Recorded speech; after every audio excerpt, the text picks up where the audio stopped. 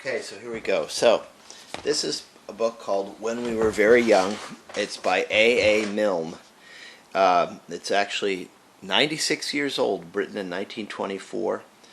I've been reading it to my kids. Hello out there. I've been reading it to my kids for, 15 years at least. And what's great about this book is that it has poems, and the poems have a rhyme and a meter to them, and they have a certain rhythm. So kids, when you read it to them, they learn rhythm. They learn the structure of words so well. I think it's one of the best books in the world for reading to young children. So I just want to read a few of them or parts of them so that you can get the feel for the rhythms that I used. It's called Iambic Pentameter, part of the poem. So this one's called Buckingham Palace. They're changing the guard at Buckingham Palace. Christopher Robin went down with Alice. Alice is marrying one of the guard. A soldier's life is terrible hard, says Alice. They're changing the guard at Buckingham Palace. Christopher Robin went down with Alice. We saw a guard in a sentry box. One of the sergeants looks after their socks, says Alice. They're changing the guard at Buckingham Palace. Christopher Robin went down with Alice. We looked for the king, but he never came. Well, God take care of him just the same, says Alice. And you get the feeling for the rhythm in that one. This one's one of my favorites, Happiness. You have to go like this. John had great big waterproof boots on. John had a great big waterproof hat. John had a great big waterproof Macintosh. And that, said John, is that. I'm going to give you the ones that I have done or enjoyed the most, and you'll have to figure some of the other ones out. This one's called Puppy and I. I met a man as I went walking. We got to talking, man and I. Where are you going to, man, I said. I said to the man as he went by. Down to the village to get some bread. Will you come with me? No, not I. I met a horse as I went walking. We got to talking, horse and I. Where are you going to, horse, today? I said to the horse as he went by. Down to the village to get some hay. Will you come with me? No, not I. I met a woman as I went walking. We got to talking, woman and I. Where are you going to, woman, so early? I said to the woman as she went by. Down to the village to get some barley. Will you come with me? No, not I.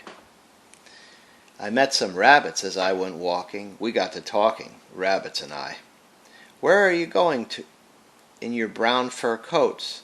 I said to the rabbits as they went by. Down to the village to get some oats. Will you come with me? No, not I. And then the clincher. I met a puppy as I went walking. We got to talking, puppy and I. Where are you going this nice fine day? I said to the puppy as he went by. Up to the hills to roll and play. Will you come with? I'll come with you, puppy, said I. This is definitely one of the big hits here. This is called The Four Friends. And if you say it a certain way, it's very funny. Ernest was an elephant, a great big fellow. Leonard was a lion with a 6-foot tail. George was a goat, and his beard was yellow. And James was a very small snail. Leonard had a stall, a great big strong one. Ernest had a manger, and its walls were thick. George found a pen, but I think it was the wrong one. And James sat down on a brick. If you say it that way, they will laugh and chuckle. Ernest started trumpeting and cracked his manger. Leonard started roaring and shivered his stall. James gave a huffle of a snail in danger. And nobody heard him at all. So you get the basic gist of that one. This one's called The Lines and Squares. Whenever I walk in a London street, I'm ever so careful to watch my feet, and keep in the squares and masses of bears, who wait in the corners all ready to eat. The sillies who tread on the lines of the street go back to their lairs, and I say to them, Bears, just look how I'm walking in all of the squares. As the little bears growl to each other, he's mine, as soon as he's silly and steps on a line. And some of the bigger bears try to pretend that they came round the corner to look for a friend. And they try to pretend that nobody cares whether you walk on the lines or the squares. But only the sillies believe their talk. It's ever so important how you walk. It's ever so jolly to call out, Bears, just watch me, I'm walking in all of the squares.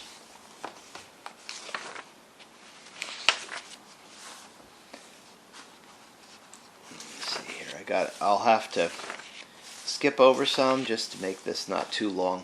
This is a great one. Market Square.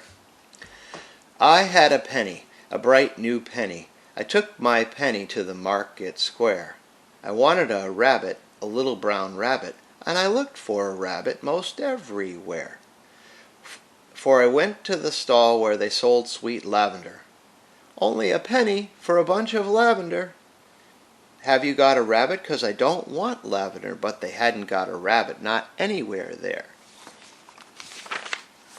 I had a penny, and I had another penny. I took my pennies to the market square. I did want a rabbit, a little baby rabbit, and I looked for rabbits most everywhere. And I went to the stall where they sold fresh mackerel. Now then, tuppence for fresh caught mackerel. Have you got a rabbit? 'Cause I don't like mackerel. But they hadn't got a rabbit, not anywhere there. Then you get the gist. That one goes on for quite a while. This one's called Disobedience, and this is the one I always use as an example of how great these are. James, Morrison, Weatherby George Dupree, took great care of his mother, though he was only 3. James said to his mother, Mother, he said he, you must never go down to the end of town if you don't go down with me. James, Morrison's mother, put on a golden gown. James, Morrison's mother drove to the end of town. James, Morrison's mother said to herself, said she, I can get right down to the end of town and be back in time for tea. King John put up a notice, lost or stolen or strayed. James, Morrison's mother seems to have been mislaid. Last seen wandering vaguely, quite of her own accord. She tried to get down to the end of town. 40 shillings reward. James Morrison, commonly known as Jim, told his other relations not to go blaming him. James said to his mother, Mother, he said he, you must never go down to the end of town without consulting me. James Morrison's mother hasn't been heard of since. King John said he was sorry, so did the Queen and Prince. King John, somebody told me, said to a man he knew, if people go down to the end of town, well, what can anyone do? Now then, very softly, James, Morrison, Weatherby George Dupree, took great care of his mother, though he was only 3. James said to his mother, Mother, he said he, you must never go down to the end of town if you don't go down with me. Of course, you'll get a ton of giggles if you whisper the end of that one. This is called The 3 Foxes. Once upon a time there were 3 little foxes who didn't wear stockings and they didn't wear sockses, but they all had handkerchiefs to blow their noses, and they kept their handkerchiefs in cardboard boxes. They lived in the forest in the 3 little houses, and they didn't wear coats and they didn't wear trousers, but ran through the woods in their little bare tootsies and played touch last with a family of mouses. You get the feeling. That one's pretty, goes on a little bit. I'll give you a couple others. At the zoo, oh gosh, this is awesome. There are lions and roaring tigers, and enormous camels and things. There are buffalo bisons, and a great big bear with wings. There's a sort of a tiny potamus, and a tiny rhinoceros too. But I give my buns to the elephant when I go down to the zoo. There are badgers and bidgers and bodgers, and a superintendent's house. There are masses of goats and a polar, and different kinds of mouse. And I think there's a sort of a something which is called a wallabaloo. But I gave my buns to the elephant when I went down to the zoo. And that one goes on. Rice pudding. What is the matter with Mary Jane? She's crying with all her might and main. She won't eat her dinner, rice pudding again. What is the matter with Mary Jane? What is the matter with Mary Jane? I've promised her dolls and a daisy chain, and a book about animals, all in vain. What is the matter with Mary Jane? And that one goes on for quite a while. She sees the doctor and everything. Okay, now this one I have to do, and it'll be the last one for this. This is the King's Breakfast, and when you get it, it's amazing, but it's hard to get how the rhythm works. The king asked the queen, and the queen asked the dairymaid, could we have some butter for the royal slice of bread? The queen asked the dairymaid said, certainly, I'll go and tell the cow now before she goes to bed. Feel that? It's hard to catch this one. The dairymaid, she curtsied, and went and told the Alderney, don't forget the butter for the royal slice of bread. The Alderney said sleepily, you'd better tell His Majesty that many people nowadays like marmalade instead. The dairymaid said fancy, and went to Her Majesty. She curtsied to the Queen, and she turned a little red.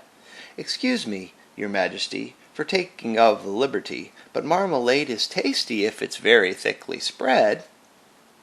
The Queen said, oh, and went to His Majesty, talking of the butter for the royal slice of bread. Many people think that marmalade is nicer. Would you like to try a little marmalade instead? The king said, bother, and then he said, oh dear me. The king sobbed, oh dearie me, and went back to bed. Nobody, he whimpered, would call me a fussy man. I only want a little bit of butter for my bread. The queen said, there, and went to the dairymaid. The dairymaid said, there, and went to the shed. The cow said, there, I didn't really mean it. Here's milk for his porringer and butter for his bread. The queen took the butter and brought it to His Majesty. The king said, butter, eh? And bounced out of bed. Nobody, he said, as he kissed her tenderly. Nobody, he said, as he slid down the banisters. Nobody, my darling, would call me a fussy man, but I do like a little bit of butter for my bread.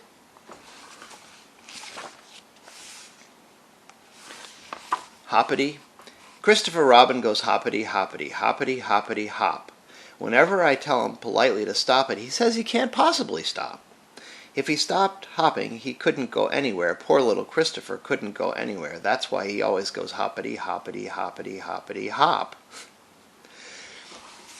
That one's a little tricky. It takes a while to get. Let's see if there's any more. I think that's enough for now. And maybe I'll work on some of these others another time. But anyway, terrific poetry book. When We Were Very Young. If you read it to little kids right before bed, they'll snooze really good, and you probably will fall asleep too.